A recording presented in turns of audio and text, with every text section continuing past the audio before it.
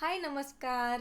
आज तुम्हाला दाखवते अमेरिकेतला पहिला नॅशनल पार्क ज्याचं नाव आहे येलोस्टोन नॅशनल पार्क. तर 700 किलोमीटर रोड ट्रिप करून आम्ही आलो वेस्ट येलोस्टोन टाउन मध्ये. येलोस्टोन नॅशनल पार्क हे सुपर व्होल्कॅनो वर बनला आहे, म्हणून तिथे खूप मोठे मोठे आणि खूप सारे गायझर्स आहे. आणि त्यातलाच मोस्ट पॉप्युलर ओल्ड फेथफुल गायझर आहे आणि तो तुम्हाला समोर दिसेल. जिओथर्मल आणि वाईल्ड लाईफ हे या पार्कचे वैशिष्ट्य आहे. त्यातल्याच एका गायझरच्या ठिकाणी आम्ही आलो आणि त्याचं नाव होतं फाउंटेन पेंट पॉट्स. आणि इकडे वेगवेगळे प्राणी बघायला मिळतात. त्यातलाच एक आम्हाला बायसन दिसला.